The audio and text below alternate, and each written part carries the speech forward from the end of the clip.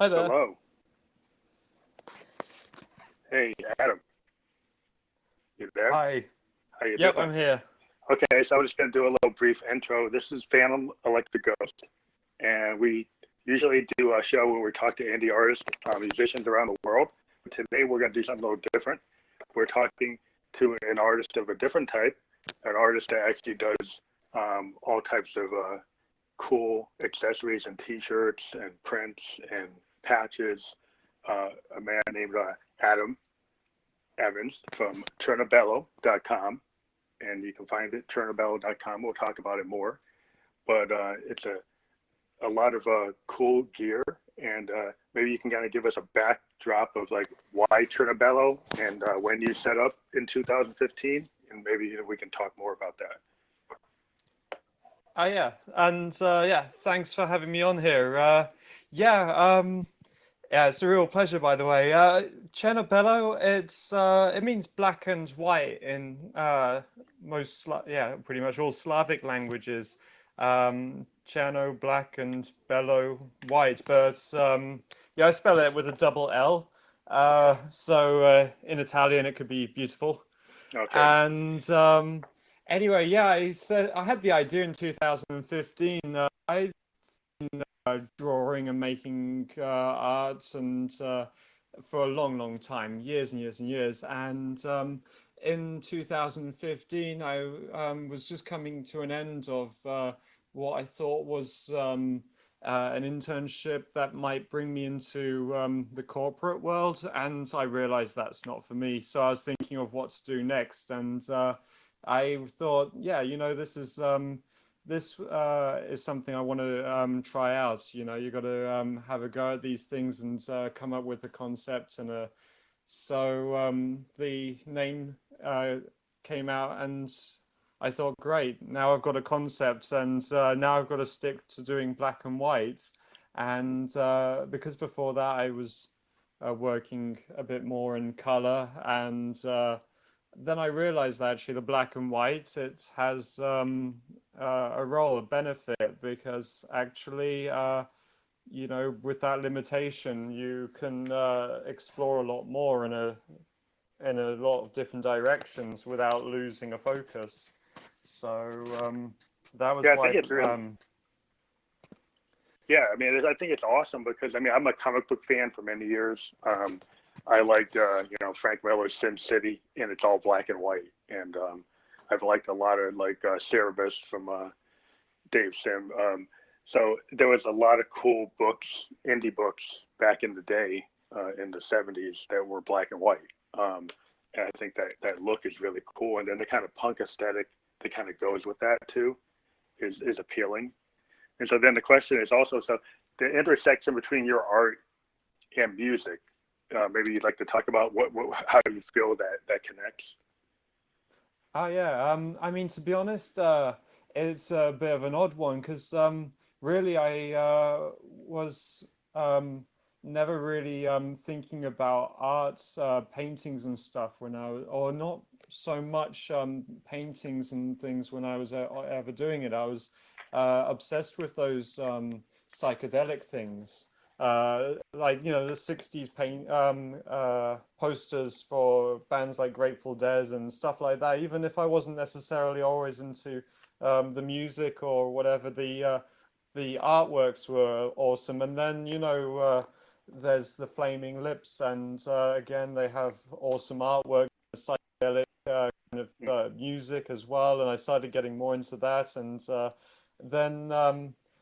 And I was always into punk as well. So to be honest, the punk never quite fit with my art, but things, in the early 2000s did. So there was the Flaming Lips and Polyphonic Spree, and that was kind of the sort of music that fit with this. Although really listening on my stereo to more punk and different kinds of punk bands, and that was what I'd go and see if I went to watch anything live. It would be, it would be punk. It would be, yeah, back when I was a little teenager, it would be Rancid and all Hmm. of that kind of stuff. And but then I realized when it went black and white that it kind of suited a bit of the DIY thing as well, but at the same time it was also still a bit psychedelic just without the color, and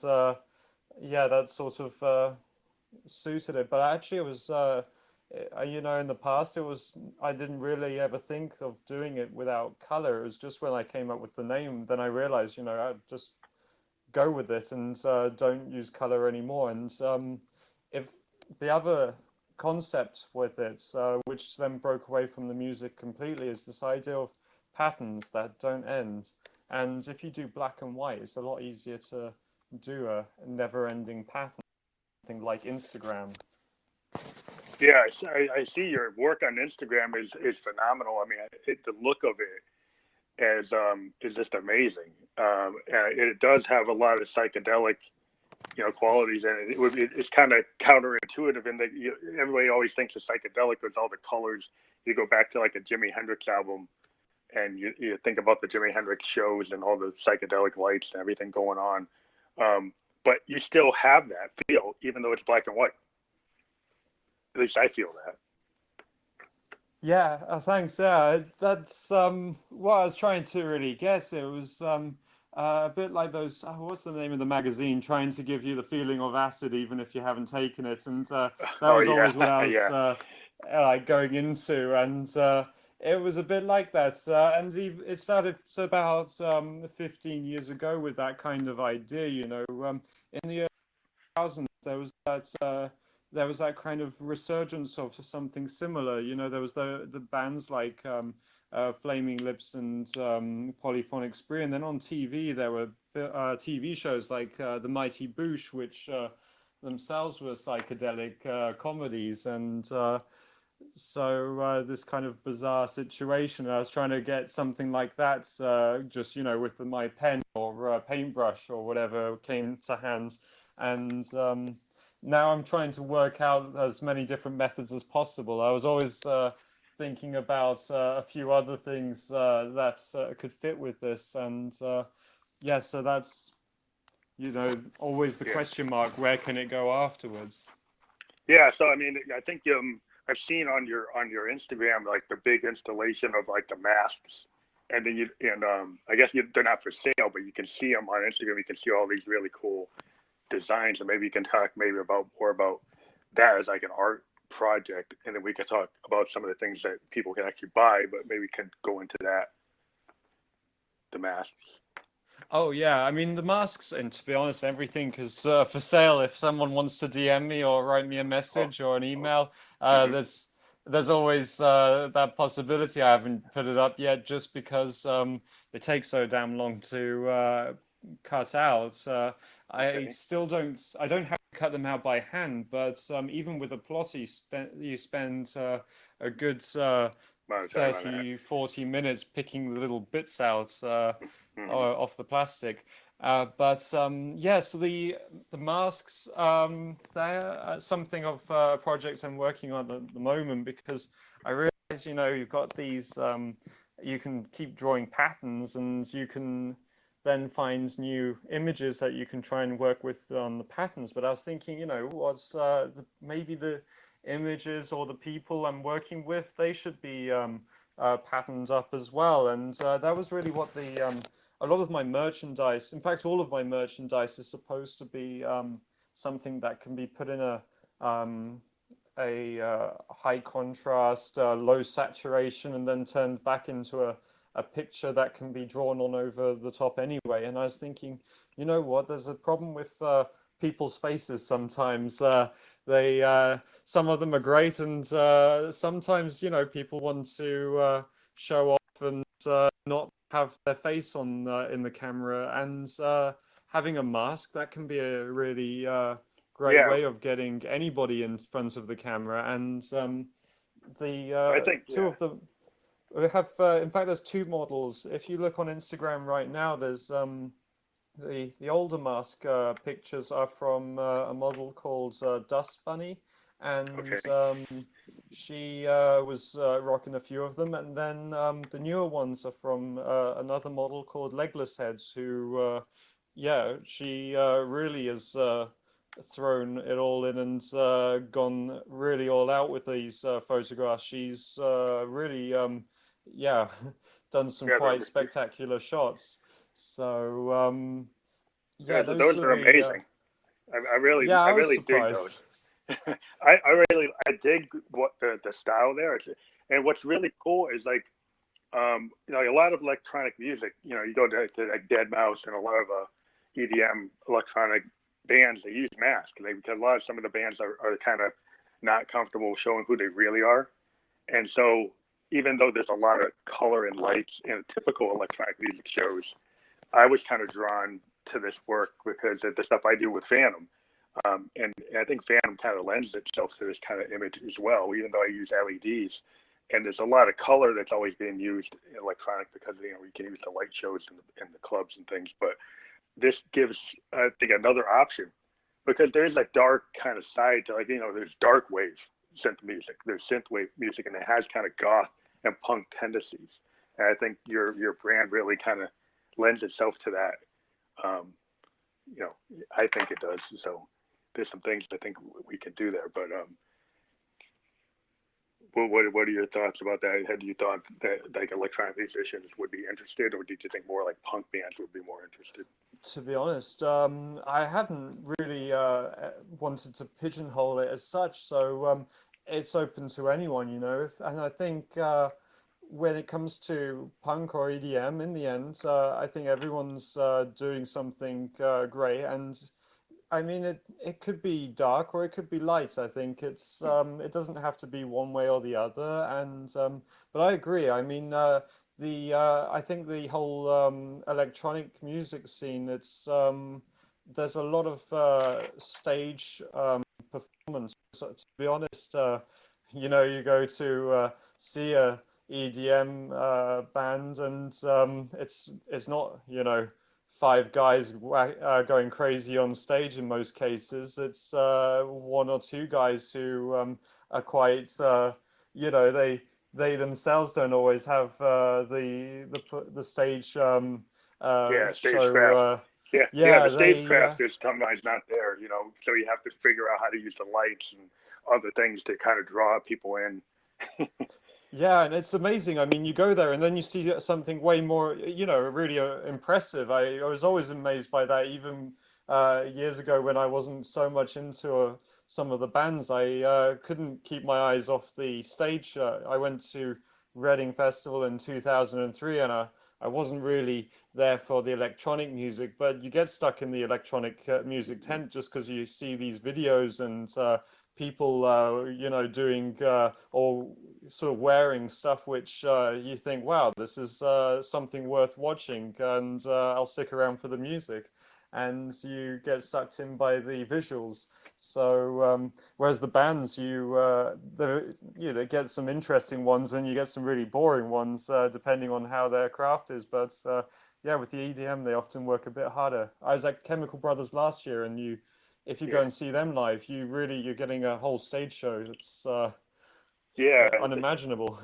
yeah. I think it's the intersection between like art and this idea, you know, like I think David Bowie always said, you know, he came from a theatrical point of view. If you go back to his like Low and the Berlin stage and the images he used to use, you know, going from Ziggy to Aladdin Sane to the Berlin phase. And, you know, a lot of electronic music has a nod to that whole Berlin Low phase. And it's a combination of like new romanticism and kind of punk aesthetic with a lot of Bowie and a lot of craft work. And so I think indie electronic musicians are always looking for a stagecraft angle because, you know, at the end of the day, we're kind of like, you know, studio nerds with these electronic machines, and it would be boring if we just don't have something else besides what we look, you know, what we do in the studio or what we do in practice. So I think you have to come up with a way to present. You have to work with artists. You have to think about stagecraft. And I think working with artists like yourself, I think having seeing art out there, I think kind of reminds me of the '60s in a way, you know, because I'm a 50-year-old guy, kind Mm. of showing my age. And I think there was a big intersection between artists and musicians back then. And I don't know if it kind of started to drop away, but it feels like with a lot of the indie musicians out there now, I think they are starting to connect more with artists and kind of bring that back. kind of like the Andy Warhol kind of concepts that the Velvets did. Um, Mm. just the idea of like working with a guy like Andy Warhol, Lou Reed, had this idea to do that, and I think a lot of artists are starting to think about doing that more. Yeah, I think it comes in waves, I think, doesn't it? You Yeah. get these waves where it's like sort of a DIY punk aesthetic, and the art drops out, and then it comes back with a new wave or something else, and then you suddenly get the artists coming in, and then they die out again when they it's back to some other kind of DIY or stripped down version, and I think it's with the music too. But yeah, I think to be honest, I think for the EDM it's perfect because I'm the uh, the geek guy who doesn't have the stage presence, sitting at home drawing pictures. So then I need somebody to wear the things out on in public and look cool. So I mean, you see that with the legless heads. I wouldn't be able to wear a scarf like that and show it off in such a way. So. You need somebody who's a bit crazy with a camera and in front of them and to really pull it off. Otherwise, you get someone like myself who won't really do the job quite right. And yeah, someone creative like that's just to bring it out and further it. Can you talk more about how you connected with these the models that you're working with for your imagery on Instagram? Oh, Like, I how just did asked you them get? nicely. Is that nice? Yeah, yeah, you just ask, you find someone who likes taking photographs or having photographs taken of themselves, and someone who's creative. I mean, that's the other thing. You find there's a million of people with a camera on Instagram, but there aren't that many people who have a camera who then know how to use it, or a good camera, or someone who's creative behind the camera, and then someone creative in front of the camera. So that's quite tricky. So you see somebody who has that, and then I guess you just have to ask them nicely and see if they are interested, and then yeah, you're super lucky if they answer back and say yes and agree to anything like that. So that's really all it is. And then I sent over a mask, and then that's it. So you can see the magic from it. So, what I've been kind of promoting for the last couple of months from different iterations of this show is collaboration between like artists, musicians. So, when you did this collaboration with the models or sports models, like were they like local to you, or they you didn't really matter because you're on the net? They're like worldwide. You're finding people who are in totally different locations and countries, and how is that working? Are Yeah, I they mean that's actually in? it.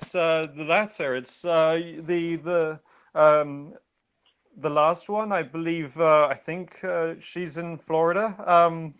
And the Dust Bunny, she's over in Canada. So it That's could be cool. anyone, anywhere in the world. To be honest, I had no idea where either of the people were until I sent the things over to them, because you don't necessarily see that on their Instagram feed. But Yeah. you it doesn't matter. It's if they can find something cool. I was trying to work it out from the pictures. Yeah. There's like some tropical plants. Is there a beach? Where could that be? Is that Indonesia? Because you don't see a face.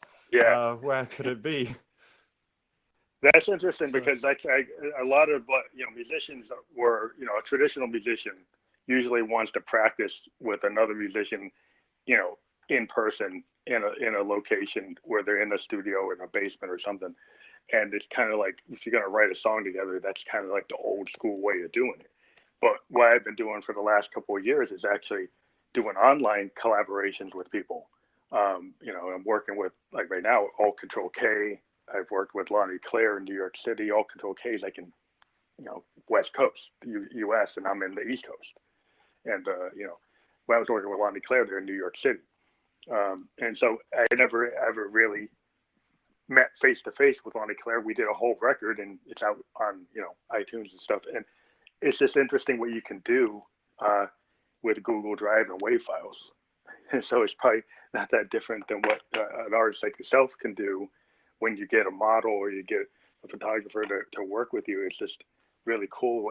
I think it's just a new age of collaboration. I think ALT+CTRL+K, we talked about that last week in our chat, that this should be the new era of amazing collaborations with all types of artists in multiple genres. I think that there could be a lot of things happening outside the mainstream. I think it's really this underground kind of community that's out there on the social media is where things are really happening. And so, what is that? I mean, do you feel that? You feel there's like a new wave happening?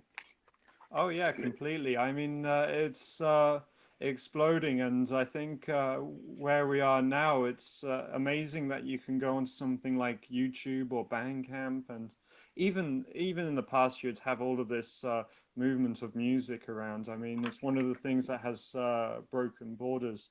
But now, I think we're going to see even more of this. It's going to be more. It's not going to be just music. Being transported, but there's going to be more people working across the borders. So we'll see more fusions and more synthesis and more, ideas breaking down these borders. And that's probably where it's going to go next. And now it's so much easier to get your things created and made. So there's going to be even more waves of different things happening faster.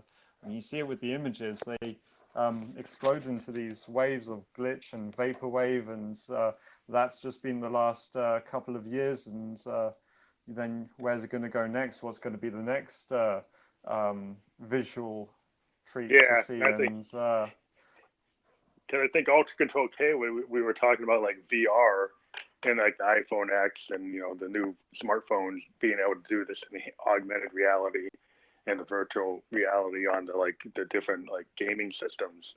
And so I kind of I'm an IT type of person, but there's a connection between working with graphic artists, working with computer artists and animators, and actors, musicians. Because you can collaborate, with like a guy that can do, video game programming and design. He could create something three-dimensional, polygonal, graphics that would typically be in a video game. You can insert music. You could insert like an actress or an actor doing something. You can do all these things and never even meet the people, and come up with some kind of new art form that's not typical. It's kind of non-standard, and people are just doing what they feel is right artistically. I think that's where there's a lot of cool opportunities for things to happen. oh yeah, I completely agree. And these, and to be honest, it doesn't even rely on the software. If you actually look at all of my images, none of them actually use Photoshop, and the reason is that I don't know how to use it. So the most technical, I guess, is just dropping the contrast and increasing the contrast and dropping the saturation in GIMP, but otherwise, there's no Photoshop. It's just a picture printed out and drawn all over, and you don't even have to take the software. So when you get to that, it turns to a completely new level. But just the ability to collaborate is something I Yeah, think the technology for changing.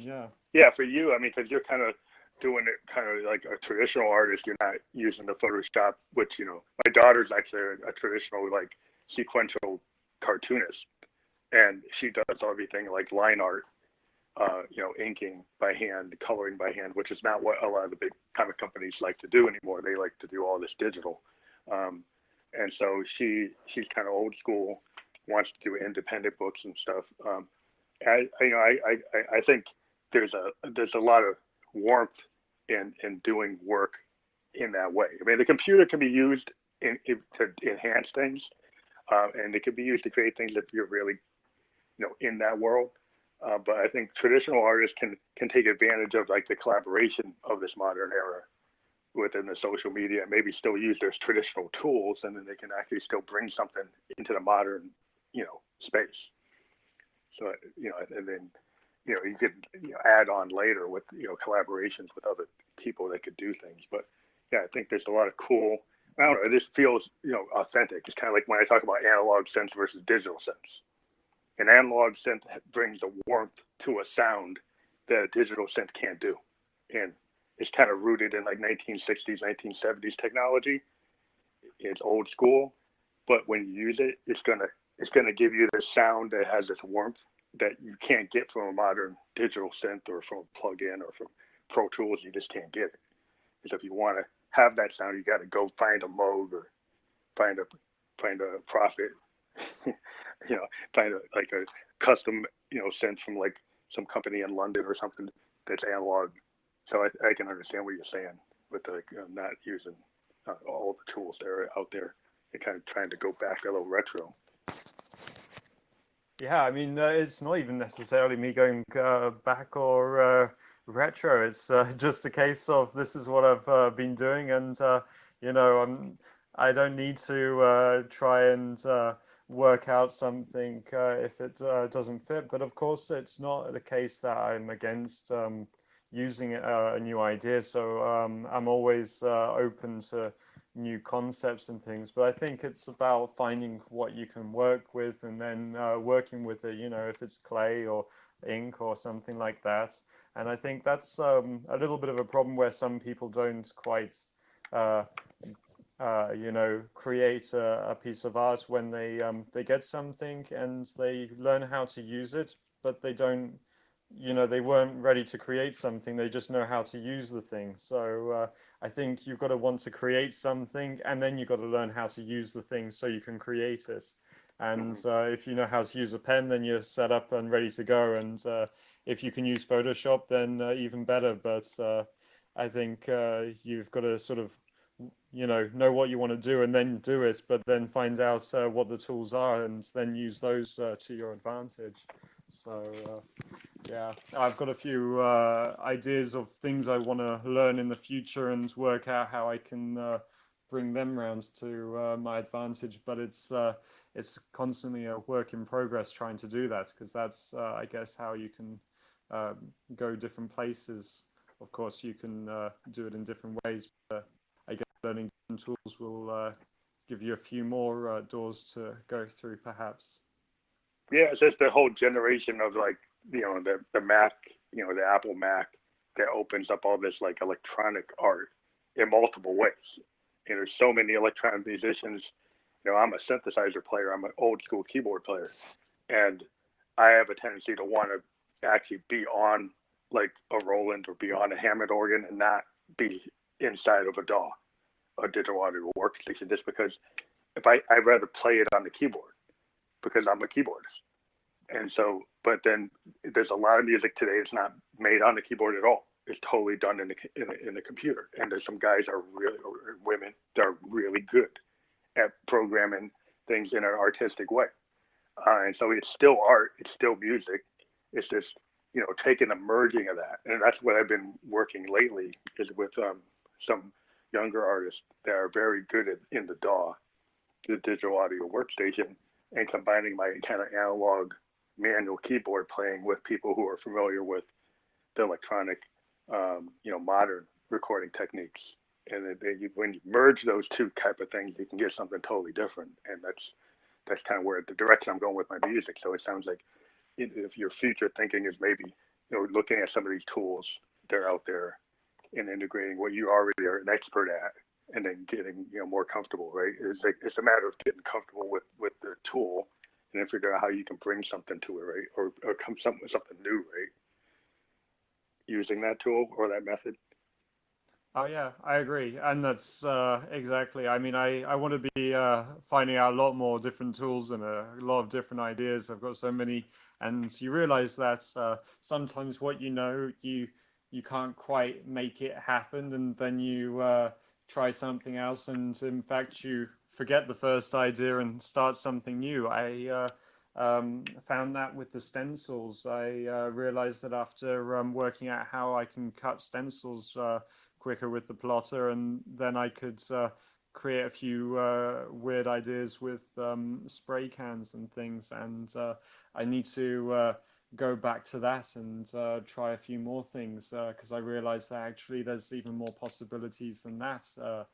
And then, of course, I think the with visual, it's at the moment everything's quite static. I've been trying to make these patterns and flow, and actually, why not make moving images a bit more? So hopefully next year I can go a little bit into that kind of idea, either with videos or yeah, something Oh, cool. moving. I mean, that was, oh yeah.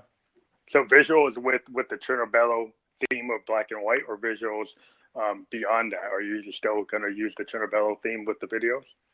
Oh yeah, yeah. It was everything's black and white. If it's in the Chernobyl world, then there's no color. That's it, Oh, that's cool. and it has to be high contrast too. It can't be Mhm. grayscale. I made that mistake at the beginning, thinking, okay, is there any possibility for otherwise? And I realized actually, not only it's just it doesn't fit. It doesn't create the worlds that it needs to create. So So that is the really like, videos, so that high contrast is really like your secret to the theme of what Chernobyl is right now, right? That's what is kind of bringing that. Is that yeah, that's it. I mean, having zero color and then a high contrast, it creates that pattern. Whether I've drawn a pattern or not, it creates a pattern that you can sort of follow. So yeah, that's how I'll need to try and work it out in terms of videos in the future or any kind of moving images. And at the moment, I'm a bit limited for space, time, and especially light, actually. I'm hmm not from Germany, but even Britain isn't much better than this. And at the moment, winter has just been hitting us with daylight saving, and the light's terrible. So next year, I plan to move to Greece, and there the light will be a bit better, and I'll be able to do some of these ideas that I can't do here because So you use a you lot of natural lighting. Is like you like to use the natural lighting yeah, in I the mean, environment.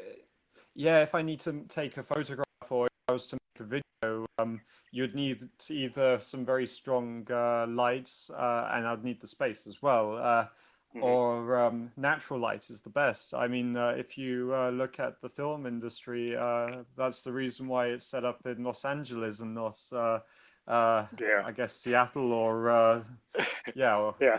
England Seattle doesn't would be have the terrible. Yeah, New England yeah. doesn't work either. We're gonna gray skies like all day long, you know. Or at least we don't have the light that you can get from like LA. You know, you just can't get that.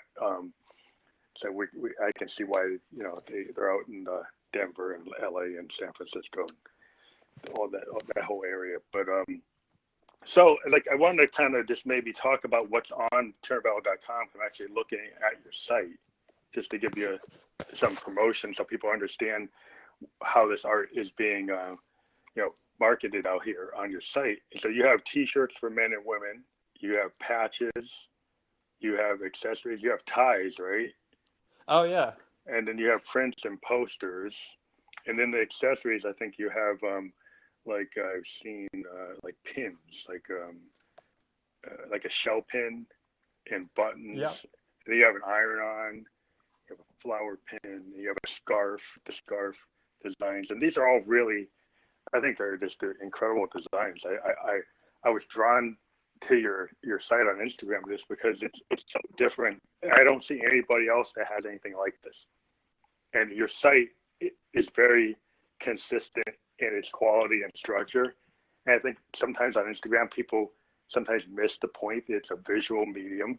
And I think you're using it in an awesome way because it's very, you've got a theme, and it doesn't look haphazard. It looks like it makes sense, and it's very, it draws you in. And I think some people sometimes make the mistake on Instagram when they're musicians. Sometimes they put their tour poster with the dates in their no, not that you don't do that, but if you just have, you're not doing something that's that artistic.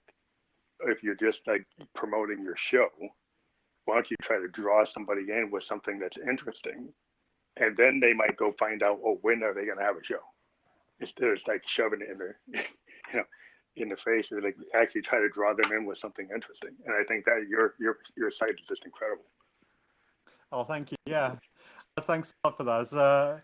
Yeah, I mean, I completely agree. I was nodding my head to your earlier podcast as well about that point, and I completely agreed. And to be honest, the trick is trying to find that balance. Though at the beginning, it was also a bit tricky for me because you can see on Instagram there's a few pictures, some photographs of some festivals, and if you get your inspiration from those psychedelic posters of the 60s, they're really bad and they're very good marketing ideas at the same time.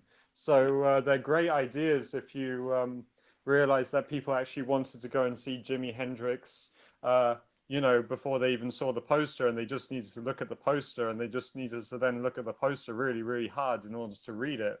Yeah. But that works if you've got a successful scene and a successful artist. Yeah.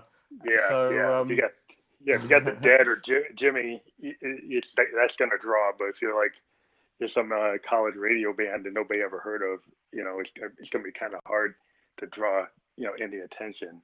Um, yes.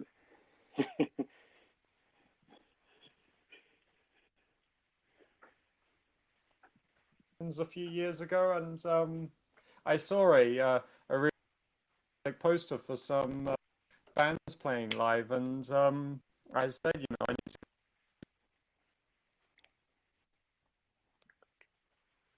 So it worked. You don't need to know who they are. You can find out about that when you get there. Yeah. And Yeah. I'm in the minority about who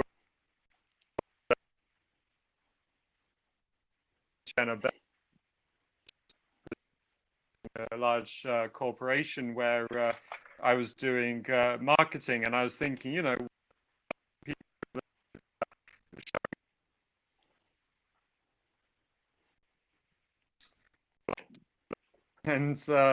I realized that there's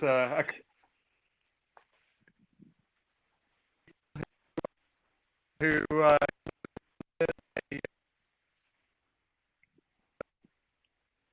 you need to find them to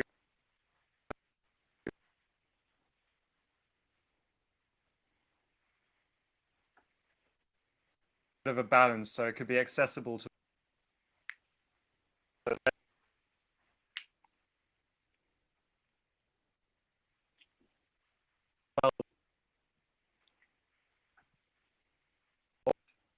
And I realized that I needed to.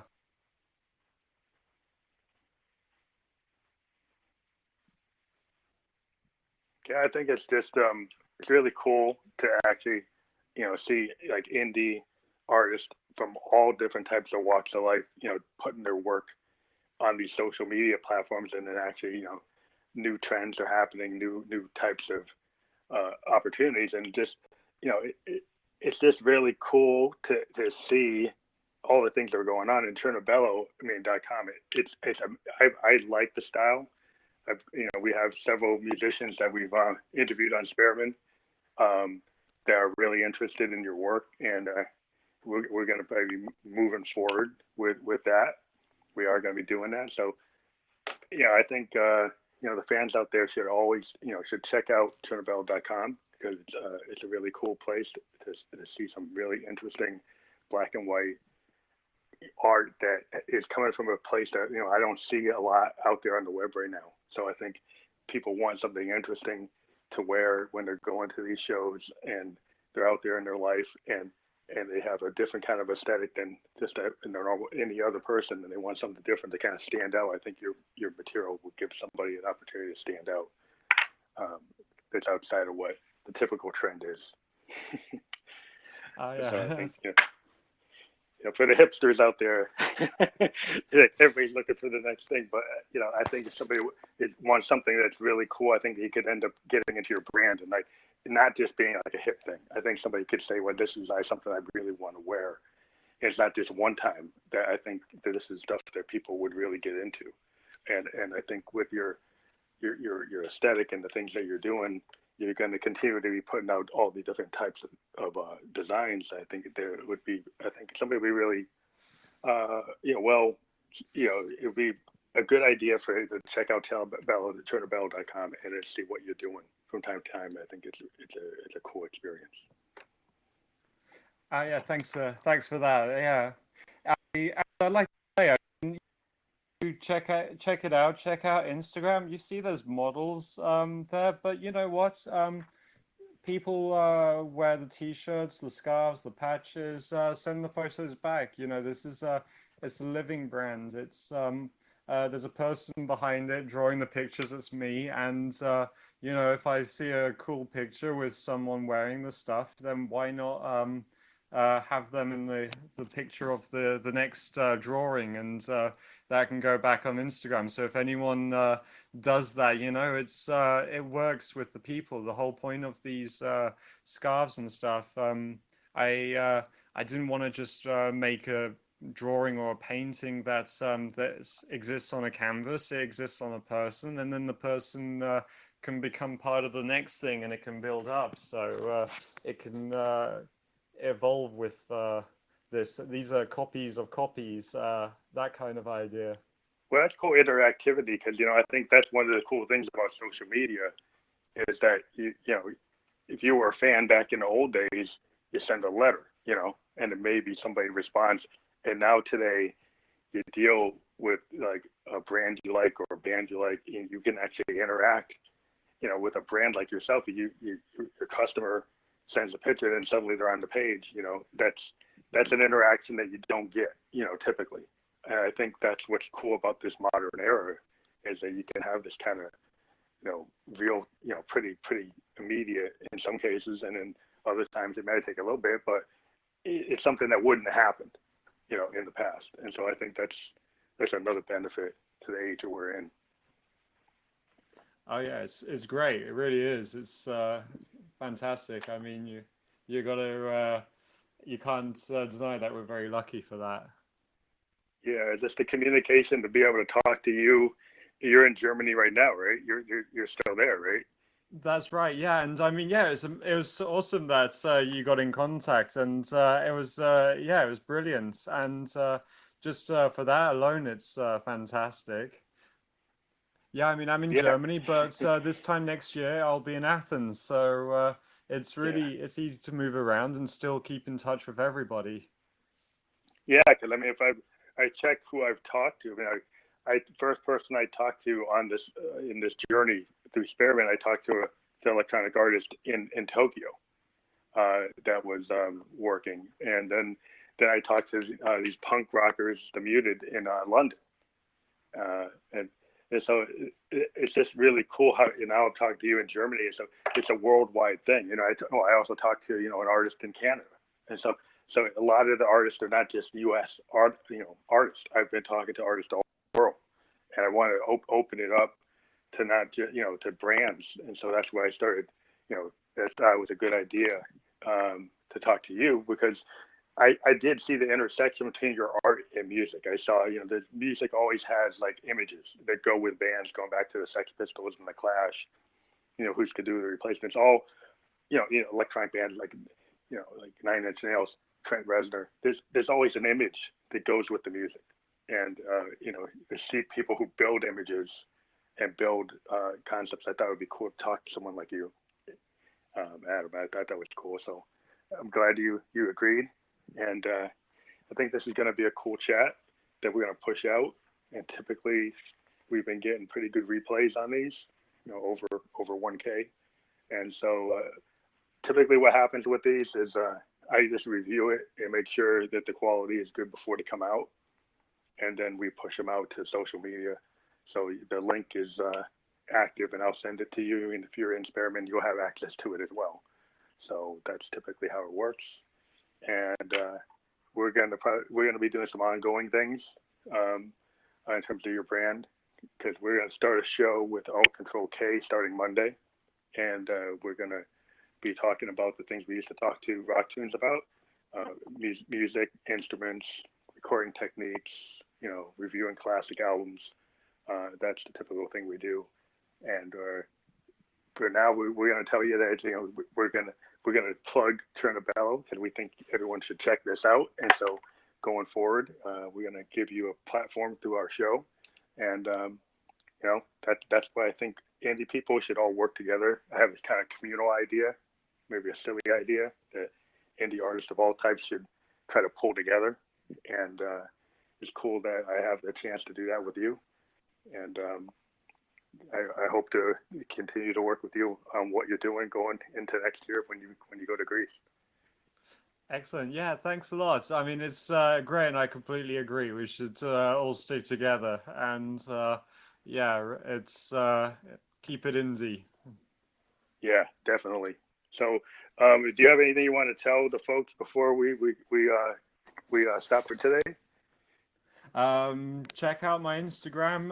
That's where all of the cool stuff comes first. And yeah, please go to my website and write to me if you have a good picture of yourself in any of it. I happily receive any photographs, and I can always go into my artwork again. But no, I mean, just check it all out. There's going to be so much more stuff that I'm going to be working on. I have a million different ideas. There's tons of ideas just with the models alone, and then completely new concepts. It's just a matter of time. I just don't have enough time. I need more seconds per minute. That's the problem. But Yeah. It's all going to happen eventually.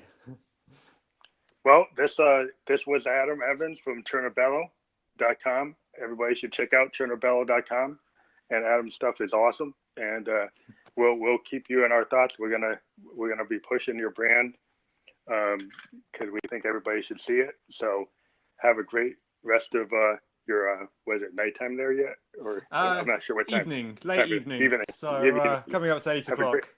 Have a great rest of the evening, and we'll keep in touch. We typically, one last thing is that we typically talk to our Spearman interviewees maybe 5 or 6 months after we do an interview and kind of catch up with people and see where they are. And so, we'll plan on trying to, connect with you to do another chat outside of, whatever communication we're doing. But for the public, we'll probably do another show 5 or 6 months from now. Okay. Awesome. Yep. Catch you in half a year then. So okay. Looking forward to it. Okay. Thank you. Thank you so much. Take care and have a good day. Okay. Thank you. Bye-bye. Bye.